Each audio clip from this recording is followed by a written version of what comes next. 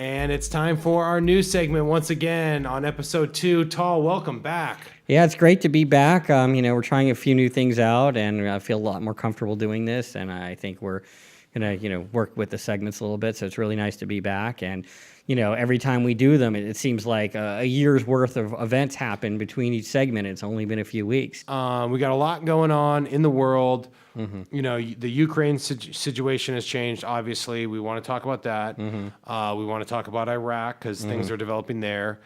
Kurds are gaining more power, if I'm not mistaken. Right. And some more things are going on with ISIS. What part of the world do you want to start with? What is just on the tip of your tongue? Yeah, sure. No, the one I've been thinking a lot about, of course, is the Ukraine. I was a European history major and focused on Central and Eastern Europe. So all the stuff that's sort of been cascading right now is in my wheelhouse, as they say. The situation in Europe and the world generally is sort of a lot like World War I, and then of course the post-world order after World War I was very unstable, and people were sort of feeling their way forward because an entire era had been disruptive. And so I was thinking a lot about this because one of the things that happened after World War I is essentially the Soviet Union was out of the alliance system. The original Triple Alliance in World War I was France, Britain, and Russia. And then when Russia dropped out of the war for signing a treaty, the Brest-Litovsk Treaty with Germany, they were effectively out of the war. And then the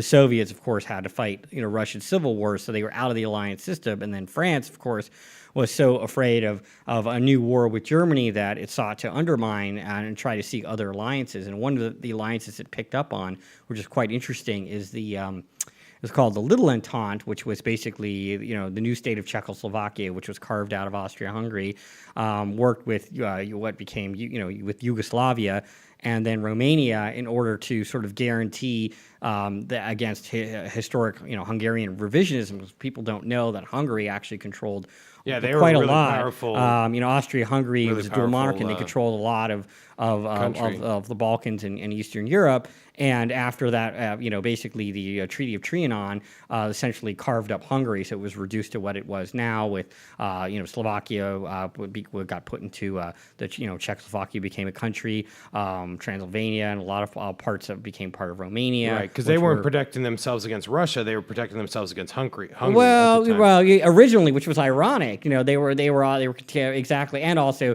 they were protecting themselves against Hungary, and then of course Yugoslavia, Serbia was again to keep the Hungarians from accepting the Habsburg monarchy, which wasn't going to happen. But the interesting thing was that was sort of the response, and then France tried to parlay that and say, well, we've already got this system here going on. Why don't we use that to sort of as a counterweight to Germany? And the reason that's relevant, and I know this is sort of no, I was just going to ask you. So how do you relate this that is situation? relevant to the Ukrainian situation. Who are the players now? And what is this analogy? Because so Poland would sort of be like France and essentially trying to insulate itself from Russia by trying to push NATO to further action. NATO, of course, is divided because of its trade relations with Russia. Well, Ukraine isn't in NATO. No, that's right. Ukraine isn't in NATO, so there is no treaty obligation to defend Ukraine, but Poland, just like France, Poland's idea is that, well, if we just allow Ukraine to fall, they don't necessarily trust NATO to actually stand up against Russia, even though, of course, we would be obliged to do so. But also they're concerned not only with their own fate, but also the fate of the Baltic republics, Estonia, Lithuania, Latvia, and of course, Moldova in the south with Transnistria, which is another bordering the Ukraine as well, is another breakaway province that the Russians could use as an excuse to put pressure on Moldova. So the way these are all really, really tiny countries. These are small, and in some sense they're not significant, but they are. But certainly the Baltics are in NATO, which a lot of people debate whether or not that's even viable to defend them. Poland's in NATO, and East Germany, even if it's integrated, Germany won't be allowed to be in NATO, or if it is, then you won't go further past Germany, aka Poland, the rest of Eastern Europe would not be in NATO. And now, of course, all of those countries are now in NATO. Right. So Russia feels sort of like we kind of gave them a raw deal there. And ironically, and even though Ukraine isn't in NATO, we did have, in order for them to give up their nuclear weapons, they signed a treaty in '94. So it's called the Budapest Memorandum. Okay. And Budapest was involved, right? Yeah, no, Budapest is in Hungary, but that's where they signed it. It's Russia, Ukraine, Britain and America, and then was sort of like, okay, we're all going to economically support their, them becoming their own independent nation, and also, their territorial integrity, which included the Crimea at the time, which, if I were Russia at the time, I would not have agreed to that because that was going to bring conflict, but they agreed to it. And the East, the situation with the East was settled, and in exchange, of course, Ukraine would basically Give up their nuclear give up weapons. the nuclear weapons. They would all be Nuclear program. dismantled Right.